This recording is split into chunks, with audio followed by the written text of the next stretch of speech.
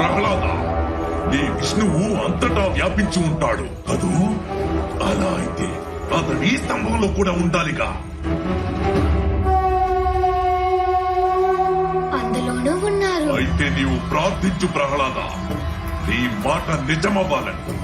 ఒకవేళ అతని ఈ స్తంభంలో లేకపోతే గనక ఈ రోజు ఈ హిరణ్యకశిపుడు ఈ నిండు సభలో అందరి సమక్షంలో ఖడ్గంతో నీ శిరస్సును ఖండించగలడు. నేను నీ విష్ణువును సవాలు చేస్తున్నాను. ఈ రోజు అతను నా నుండి నిన్ను కాపాడగలిగితే కాపాడుకోమను. తన భక్తుని కోసం ఆ విష్ణువు ఏం చేయగలడో నేను చూస్తాను.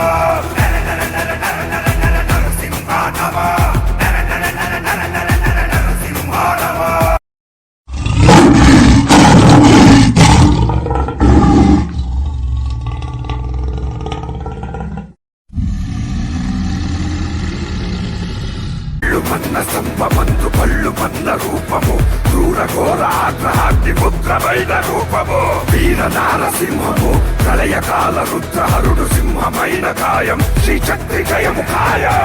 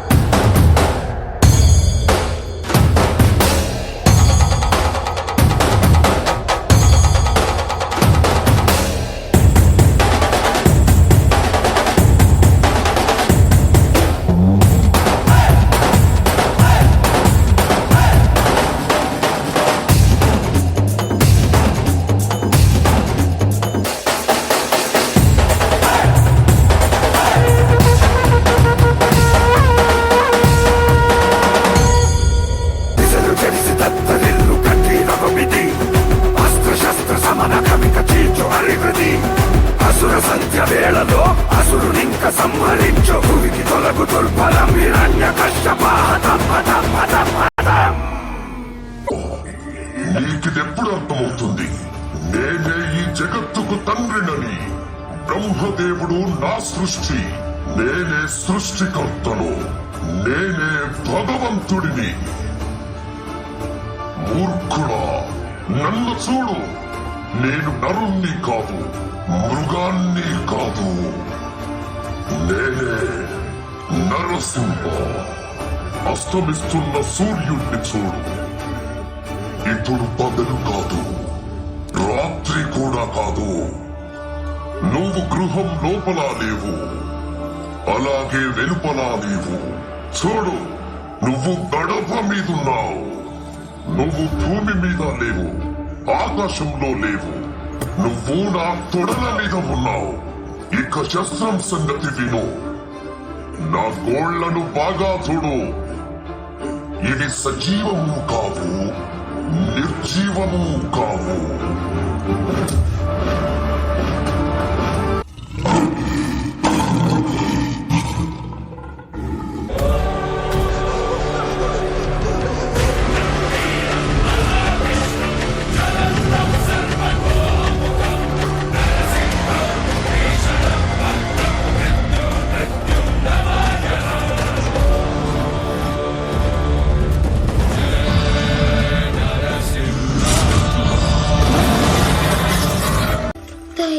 శాంతించండి ప్రభు. చూడండి అందరూ ఎలా భయపడుతున్నారు.